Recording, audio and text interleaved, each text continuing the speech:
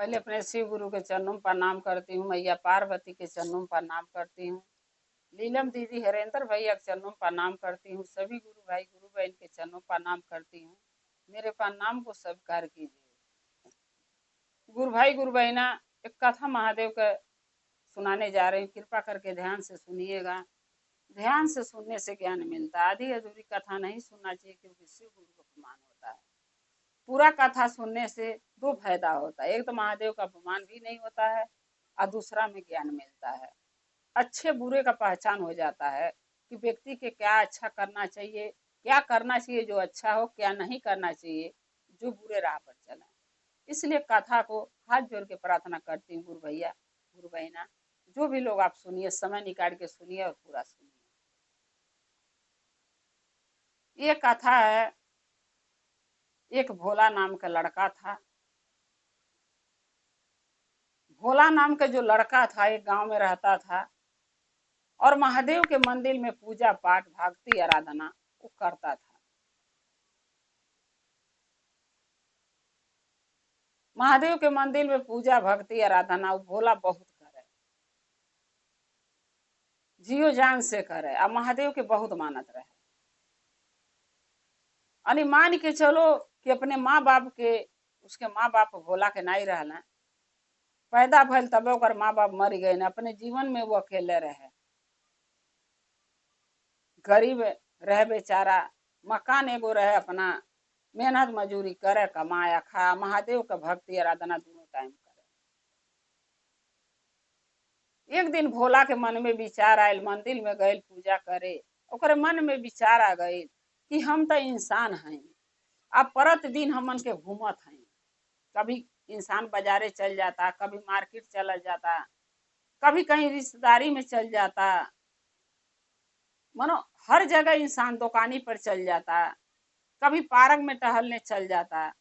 तो हमन तो यहाँ वहाँ घूम के इंसान है, अपन जीवन बिता लेते हैं, अपन जो है कि थोड़ा मन के भी शांति ले लेते हैं। लेकिन महादेव तो प्रतिदिन यही मंदिर में बैठल रहता न, आई कहीं नहीं जाता न।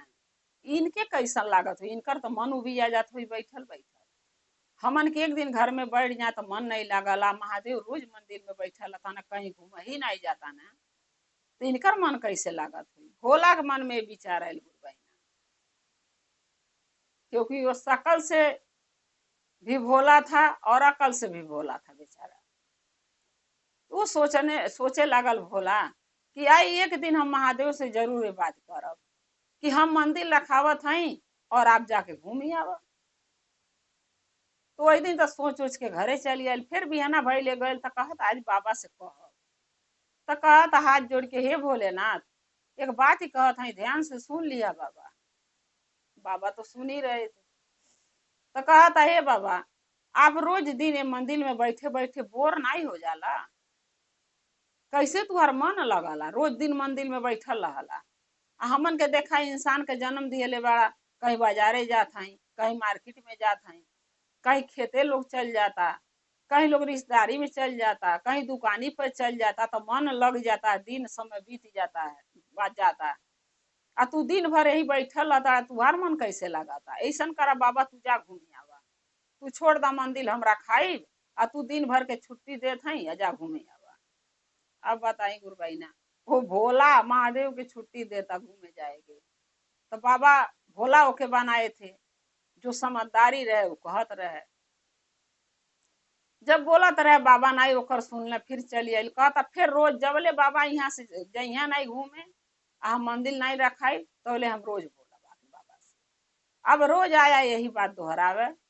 एक दिन वो महादेव के शिवलिंग से आवाज आवता कि हे भोला, तुम इंसान हो, तू घूम सकला, हम भगवान हैं। अगर हम घूमे चली गई मंदिर छोड़ के, ते मंदिर में जो आई हैं, कोई अमीर आई, कोई गरीब आई, कोई भिखारी आई, कोई दुखिहारी आई, तो हम रहब नहीं, तो ओकर दुख ओकर परेशानी सुनी के, आ जब हम सुनब नहीं तो उनका दुख परेशानी दूर करब कैसे? तब भोला कहता हे बाबा, आप ही बोल रहे हो ना, बोला था ना? तो कहला महादेव, हाँ हम ही बोलत हैं। भोला कहला बाबा चिंता मत करा, जे आई ना जवन कुछ जे बोली ओके हम बता देबा, कि बाबा यहाँ बाना ना अब बिहान आई है, बिहान कह के जाइए। तब महादेव कहला नहीं भोला, अगर एक दिन जेकरे पास दुख कष्ट अगर भारी भइल और वो आ गई हमसे सहायता मांगे हम नहीं मिले और दूसरे दिन के तू कह देवा, तो हो सकता उसका आदमी के जान जा सकता है, जा सकाला। तो हमके मंदिर में हमके लोग बोली नहीं, लोग थूकी नहीं, कही नहीं, ये तो महादेव कैसन बानक हमार सहायता नहीं कही। सो बोला हम मंदिर छोड़ के कहीं घूमे नहीं जा सकी, चल जब तक के देखी मंदिर के लोग के दुख परेशानी कौन सुन। तब भोला कहा था हे बाबा हम सुनब, बकरा आप जाओ घूमे, बाहर का दुनिया जाके देखो बाबा कितना अच्छा लगा था। महादेव कहला नहीं भोला ही नहीं हो सकला, कहता नहीं जा जाए परी बाबा।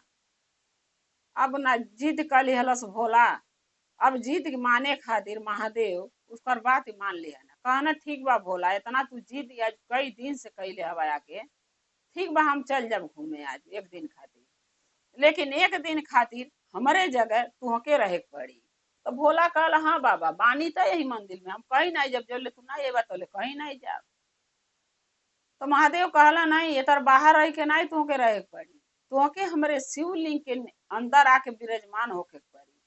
भोला कहा था हे बाबा हम तो इंसान है, तू भगवान हवा, तू जब मर्जी शिवलिंग में जा सकला और बाहर आ सकला, लेकिन हम तो इंसान है, हम कैसे इतना बड़ा इंसान है लबू में शिवलिंग में, शिवलिंग तो छोटा सा है। तो महादेव कहला कि ओकर चिंता तू मत करा, तुहके हम में प्रवेश करवाई शिवलिंग के अंदर, लेकिन एक बात ध्यान रखना भोला, जो कहब ओके माने पड़ी। भोला कहला ठीक बा जौन आप कहोगे तो मैं मानूंगा, मानब। महादेव कहला ऐसे नहीं, तू हमके वचन द कि जो हम कहब वह तू करबा, उससे ज्यादा नहीं करबा न ज्यादा सुनबा। भोला कहता ठीक बा बाबा बताओ, हम वचन देते हैं जो आप कहबा वह हम करब। महादेव कहना भोला हमके वचन दा कि तू सुनबा देखबा लेकिन मुंह से कुछ नहीं बोलबा, कान से सुन सकला कौन भक्त यहाँ आके का कहता, आंख से देख सकला कि कौन आई है यहाँ पे, लेकिन तू मुंह से कुछ नहीं बोल पाई, हमके वचन दा। भोला कहला बाबा वचन देता है हम कुछ न बोलब नहीं, खाली देखब आ सुनब, आज जब आप आओगे तो आपको बता देंगे, बता दे। तो महादेव कहला हाँ ये बात सही है, ऐसे ही करे पड़ी। महादेव भोला के अपने शिवलिंग के अंदर विराजमान कर दिया ना, ताकि ओके केहू के नजर न, केहू के देख न पावे। आए अपने महादेव चल गई ना घूमे भोला के बात मान के, क्योंकि वो भक्त था, तो भक्त का बात तो महादेव जरूर एक न एक दिन सुनबे करे ना। जब चल गई ना तो वो मंदिर में एक बहुत बड़ा सेठ है आई, सेठ राह इधर के जाते रहे, रोड के किनारे मंदिर है, सेठ का नजर मंदिर पर पड़ा, तो सेठ के मन में विचार आये कि इतना धन तो महादेव दिहले बाना, लेकिन चला जब मंदिर सामने पड़ी गए तो चल के महादेव से कुछ और ज्यादा धन मांग लेते हैं, क्योंकि सेठ के मन में लालच आ गई। तब सेठ कहा था कि हे मन अब चल तानी अब महादेव से कुछ और मांगब। मंदिर में सेठ घुस गए, अब मंदिर में जाके महादेव के सामने माथा पटक के कहा था हे भोले बाबा जो दिहले हवा बहुत दिहले हवा, लेकिन और ऐसे ज्यादा हमके चाहिए, काहे से मैं इतना धन इतना पैसा कमाई चाहत हई कि हमार 7 पुश्ते बैठ के खा, केहू के कमाए के न पड़े। महादेव तो रहने नहीं, भोला रहल शिवलिंग के अंदर। भोला कहा था अपने मन में बड़ा लालची बा, देखा इतना धनी बा फिर भी धन मांगा था। भोला सोचला बोल दी अरे लालची सेठ अब धन इतना तेरे पास है फिर मांगा ताड़े। फिर भोला के महादेव का बात याद आ गए कि महादेव कहले हम सुनिया देखिया बोलिया न, तो बोलब नहीं महादेव गुस्सा करेंगे। भोला नहीं कुछ बोलल। सेठ के हाथ में जो बैग रहे, सेठ लेके जो आयल है वो बैग में पैसा भरल है। सेठ वो बैग जो है कि मंदिर में भूल गए, अब भूल के घरे चल गए। जब घरे चल गए तब वो फिर भोला सोचा था बताओ देखो सेठ जा रहा पैसा छोड़ के, बोला देता हूँ अपन पैसा सेठ ले जा। फिर भोला के मंदिर महादेव का बात याद आ गया, भोले बाबा कहले हमें देखिए सुनिए बोलिए नहीं, सो बोलब नहीं जाए छोड़ के जाता था। फिर कुछ देर के बाद एक बहुत गरीब इंसान, उसी गांव में गरीब एक इंसान रहे, वो आयल मंदिर में, क्योंकि वो अपने गरीबी से बड़ा दुखी हो गई है। वो गरीब इंसान के दो बेटा रहलन, आ बीबी और अपने 4 प्राणी रहना, और न घर था रहे के सुबह, आ न खाए के कोई जरिया, न खेत। और गरीब आदमी अपने उम्र से जोले जवान रहल तो तबले कमा कमा खियवलस परिवार के। जब बूढ़ा हो गए तो ओकरे पास जांगन नहीं रहत, कमा खियावे कहाँ से। अब वो गरीब आदमी वही मंदिर में आ गए, आ महादेव से गुहार लगल करे कि हे बाबा, जवानी से बुढ़ापा आ गए, हमके दुख काटत काटत, गरीबी में जियत जियत। जब जवान रहनी तो मेहनत मजूरी कई के बाल बच्चे खियवनी, बीवी के खियवनी, अपने खैनी। आज जांगर थक गई बा, तबियत भी नहीं ठीक रहता बाबा, हम कहीं कमा नहीं सकीले, हमार घर कैसे चली बाबा, 2 दिन से हमारे बच्चे और हम, हमारी बीवी भूखे। बाबा कोई सहायता करो, कोई चमत्कार करा बाबा, ताकि हमारे पास भी कुछ दया कर दा बाबा, कुछ हमके 2-4-10 रुपया आ जाए, चाहे कुछ खाए के आ जा बाबा, ताकि हम 2 दिन से भूखल बानी, हमारा परिवार भूखा है, कुछ हम खा सकें, कुछ तो दो बाबा।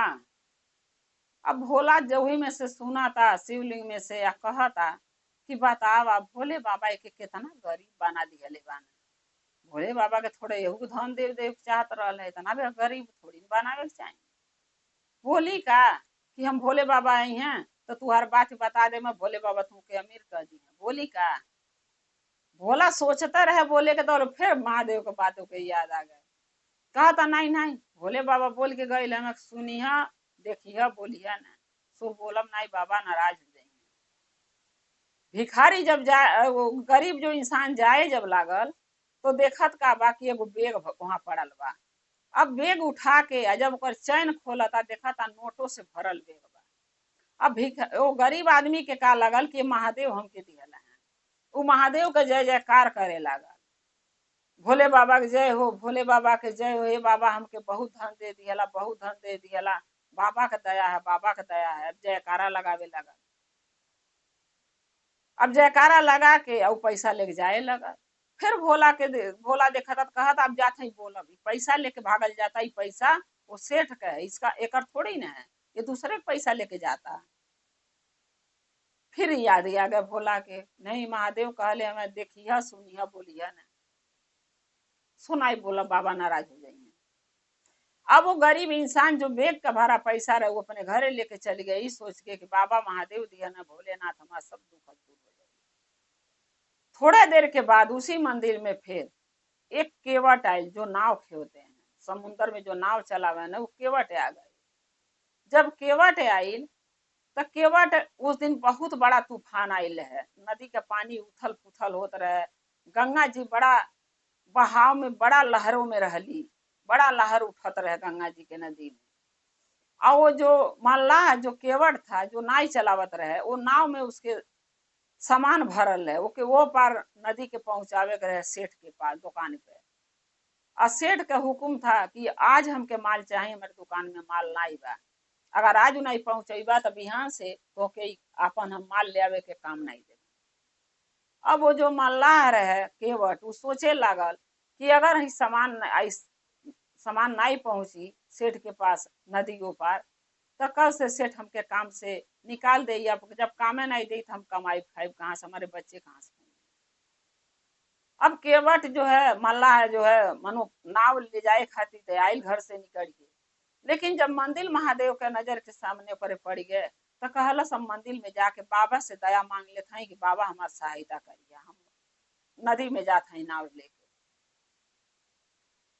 मंदिर में आके बाबा से कहले लगल कि हे भोलेनाथ, पेट का सवाल है बाबा, अगर नहीं माल पहुंचौली तो हमार नौकरी चल जाई, अगर ये काम छूट गया बाबा तो हमारे बाल बच्चे भूखे मर जाइए। हे भोलेनाथ हम पर दया करिया कि जो तूफान आनी नदी में इतना लहर उठा था गंगा जी के, हमके उनसे बचा लिया, आए अच्छे खासे हम माल नदी को पार सेठ के तक पहुंचा दी, हमारे ऊपर दया करिए बाबा। अभी वो प्रार्थना मंदिर में करते रहे, तबले वो सेठ पुलिस के लेके मंदिर में आ गए, जेकर बेग से भरल पैसा छूटल रहे। अब जब ओके मल्लाह के देख लिया केवट के, तो वो सेठ सोचलस कि यह हमार पैसवा लेके गई बा, यह मंदिरवा में लौका था। तब उस सेठ पुलिस वाला से कहा था कि हे सर, यही हमार पैसा ले गए मंदिर में, यही लौका था, यह बैठल बा। उ मल्लाह केवट लगल कहे हाथ जोड़ के कि हे सर, हम पैसा नहीं लिहले हैं पुलिस वालन से। ओसे भी सेठ से कहला कि हे सेठ जी, हम पैसा नहीं लिहले हैं, हम तो बहिनवा कैली, यहाँ कोनो बेग नहीं रहा है। सेठ कहा था नहीं, मंदिर में अभी थोड़ा देर पहले हम यहाँ से गई नहीं है, बेग हम यहीं भूल गई नहीं है। अब मंदिर में कोई और नहीं आयल है, तू ही आया है, तेरे मतलब पैसा हमार तू ही लिहले बड़ा।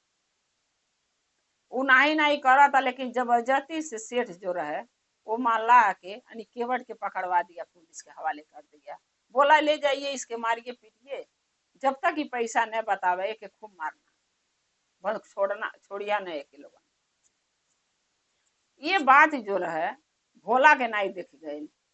भोला कहला बहुत ना इंसाफी होता है, अब तो हम जरूर बोलब, चाहे बाबा हमारे ऊपर नाराज हो चाहे खुश रहे, अब बोलब जरूर। बोलब नहीं तो निर्दोष के सजाई हो जाई, और जो पैसा ले गई बा बच जाई। तब भोला वही शिवलिंग से आवाज देता कि नहीं नहीं, ये पैसा ये केवट ये मल्लाह नहीं ले गई बा, ये पैसा यही गांव में एक गरीब आदमी बा, वो लेके गई है बेग का भरा पैसा, ये तो अभी आयल है, ये नहीं ले गई बा, एक छोड़ दलो। जब आवाज शिवलिंग से सुनला तो पुलिस वाला सेठ के एहसास हो गया कि महादेव बोला था।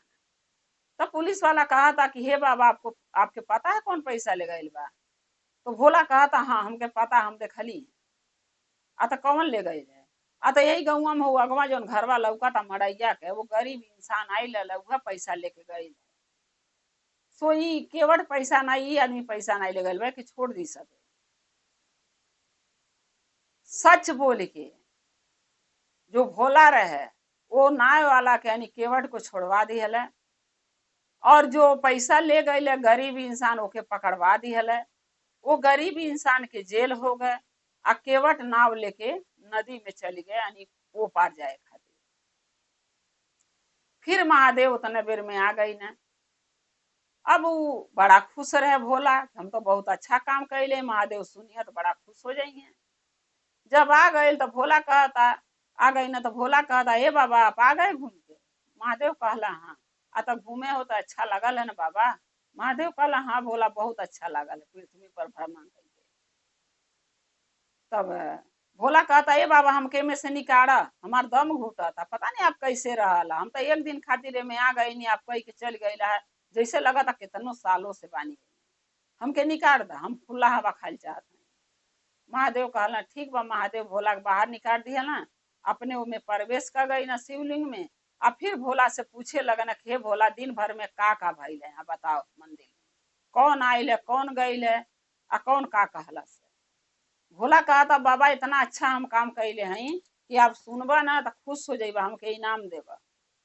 महादेव कहला ऐसा कौन सा तू अच्छा काम कैले बड़ा, पहले बतावत है। तब भोला कहा था कि हे बाबा हम इतना अच्छा काम कैले हैं कि जो चोर रहा के पकड़वा दी है नी, आ जो निर्दोष रहा के छोड़वा दी है नी। तो महादेव कहला कि तोके बोल के गई हनी है कि तू देखिए सुनिह अब बोली है ना, तो तू बोलला काहे? कहला बाबा बड़ा अन्याय होत रहा, हमारे देख नहीं गई, इस बोले पड़ गई। बोले बाबा कहला का अन्याय होत रहा, बताओ शुरू से। तब लगल बतावे कि एक अमीर आदमी रहे, वो बहुत अमीर रहे, और वो और आपसे धन मांगे आयल है। ओकरे बाद एक सूटकेस ले ले में पैसा रहे बेग में, वो छोड़ के चल गए। यही गौवा में हुआ जौन गरीब बा घरवा मड़ैया जो लौका था, वो आयल तो बेगवा ऊ आपसे विनती करते रहे, हम बहुत गरीब बानी, 2 दिन से भूखल बानी, हमके भोजन चाहिए, कोई रास्ता दिखाओ बाबा, कुछ दो बाबा। तो आप तो रहली नहीं, हमके बोले मना कैले तो हम बोलबे नहीं कैली। फिर ऊ जब जाए लगल तो बेग का भरा पैसा ओके नजर आ गई, तो उठा के लेके चल गए। आपका जयकारा लगल करे भोले बाबा जय हो, भोले बाबा जय हो, बाबा हम पर दया कर दिया ना, लेके चल गए पैसा। और एक माला यानी केवट आयल है जो नाव लेके नदी में के जाए के रहे, बड़ा तूफान कल आयल है बाबा, नदी के पानी बड़ा तेज हो गई है, तो आयल है आपसे दया मांगे बाबा हमारा रक्षा करिए। तो के पुलिस सेठ लेके आयल, पुलिस आके पकड़ के जेल में लेके जाते रहे, तो के हम छोड़वा दिए लिए। तो नाव लेके चल गए अपन, आ जो पैसा लेके भी गरीब आदमी गए लोग के जेल हो गए। तब बाबा कहता ना भोलेनाथ की, रे तू क्या अनर्थ कर दिया रे भोला, तेरा नाव भोला, तेरा शकल भोला, लेकिन मेरे इतना अकल तो नहीं है तेरे पास। नाव तो भले भोले के हमारे नाव पर बा, लेकिन अकल नहीं बा तेरे पास। तब वो कहा था भोला कि हे बाबा, अकल दे वाला तो आप ही हो, आप ही अकल नहीं दिए हवा तो हम का करी। महादेव कहना भोला बहुत बड़ा तू गलती कैले बड़ा बोल के, अब बहुत बड़ा अनर्थ कर दिहला।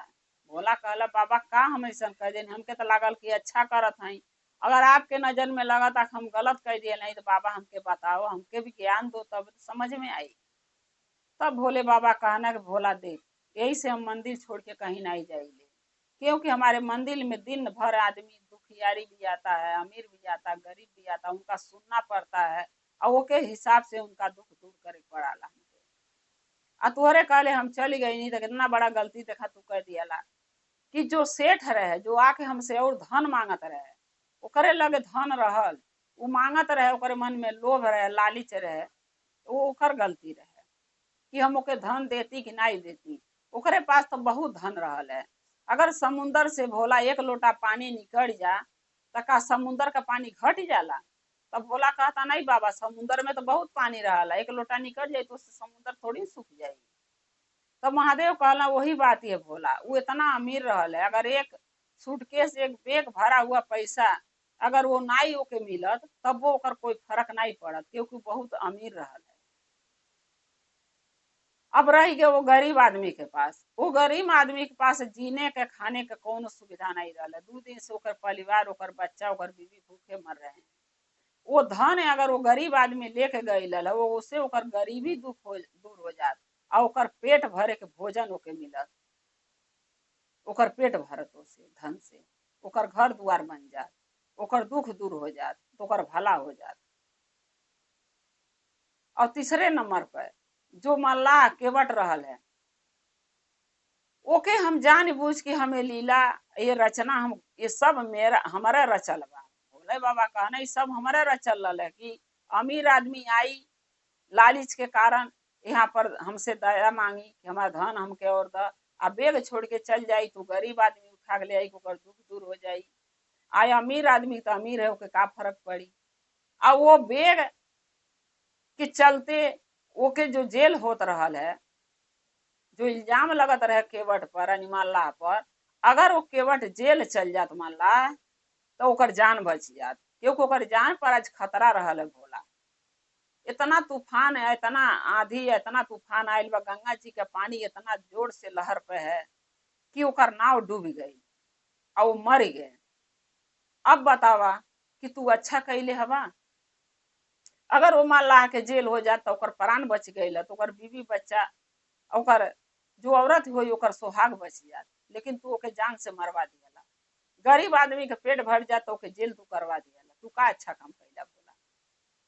तब भोला कहता ये बाबा हमके नहीं पता रहल कि आप तो ज्ञानी, आपके सब पता रहला, लेकिन हमके नहीं पता रहे कि अगर हम करब तो हमारे चलते केहू के जान चल जाई, केहू के पत्नी विधवा हो जाई, आ केहू गरीब के आगे का खाना छीन जाएगी। हमें माफ कर दी बाबा। भोले बाबा कहना कि भोला जा, तू भोला बाड़ा ये कारण से तो हम माफ कर देते हैं, लेकिन आगे से ध्यान रखना कि हमके उत्साहित मत करिए घूमे जाए के, मंदिर से जाए के कभी मत ये बात कही है, क्योंकि हम मंदिर में रह के शिवलिंग में रह के बड़ा खुश हैं। हम भक्तों पर अपने उनके सहायता करते हैं, उन पर दया करते हैं, उनका दुख दूर करते हैं, इससे बढ़ के हमके खुशी का चाहिए। सो भोला तू जा घरे, पूजा पाठ भक्ति हमार करा, तुहरो जो दुख परेशानी हुई हम दूर कर देवे। आप सबसे पहले हमके 2 जने का भला करे जाएगा। पहला वो गरीब है जो भूखे मर रहे हैं, बच्चा और उनके हमके उसके धन देवे जाए के बा, ओकर पेट भरे कोई रूप में जाके दे आई। भोला कहला बाबा आप एक काम करिए कि जो डूब गई बा ओकर जान बचाइए के बढ़, आ जो धन दे बा हमके कुछ दो हम दे आओ। भोले बाबा एक कोठरी दियल धन से पैसा से भरा हुआ, आ कहला ले जाके वो भिखारी के दे आवा। अरे गरीब आदमी के कह दिया कि महादेव से भोले बाबा मंदिर से मिलल, भोले बाबा दिया, वो लेके ध ले आके भोला दे दिया। आ भोले बाबा का कहना कि नदी में जाके जो केवट मल्लाह जो डूब गए, नाव डूब गए, ओकर नाव सुधे निकलना, और जो आत्मा निकल गए, ओकर आत्मा ओकर शरीर में डलना, क्यों ओकर लाश जरावल नहीं गए, लाश मिलल नहीं रहे, तो ओकर आत्मा ओकर शरीर में डाल के महादेव के जीवित कर दिया, क्योंकि उसकी अभी मृत्यु नहीं लिखी थी, वो तो किसी कारण दुर्घटना के कारण इतर भई। मल्लाह के यानी केवट के बाबा जीवन दान दे दिया ना, और भिखारी के धन दे के ओकर घर आबाद कर दिया ना। अब भोला के ये बुद्धि ज्ञान दे के उनके समझा दिया ना कि का अच्छा है, का बुरा है, का करे के चाहिए, का नहीं करे के चाहिए, बिना सोचे समझे कोई ऐसा काम नहीं करे के चाहिए कि आगे चल के पछताए पड़े। गुरु बहिना जैसे भोला के बाबा ज्ञान दे दिया ना, वो मल्लाह केवट के जान बचा दिया ना, वो गरीब इंसान के ओकर गरीबी दूर कर दिया ना। वैसे हाथ जोड़ के प्रार्थना करती हूँ कि बाबा सबका दुख दूर करें, सब पर दया करें, ओकरे पीछे हम लोग हमारे ऊपर भी बाबा दया करें, पहले सब पर दया करें बाबा। गुरु बहिना एक कथा गुरु के चरणों में रखते हुए यही कहब, अगर ये कथा आप देखले हैं, सुन ली हैं, देखली हैं, ये कथा आपके अच्छा जरूर लगल हुई, मुझे आशा है। और अगर ये आपके कथा अच्छा लगल, हमें विश्वास है कि अच्छा जरूर लगल हुई। अगर आपको अच्छा लगल कमेंट में लिख के जरूर भेजबें। चैनल के सब्सक्राइब कर लेबें सभी, जो नया कथा अपने चैनल पर हम डाली ले आप तक आसानी से पहुंचत रहे। आप हमारे कथा के ऐसे देखत रही, अपना प्यार अपना दुलार देत रही, हम और आप शिव परिवार से ऐसे जुड़ल रही। हर हर महादेव, घर घर महादेव, महादेव का दया और कृपा सभी गुरु भाई गुरु बहना पर सदा बनल है। शिव गुरु सदा आप लोग के साथ। जय शिव गुरु।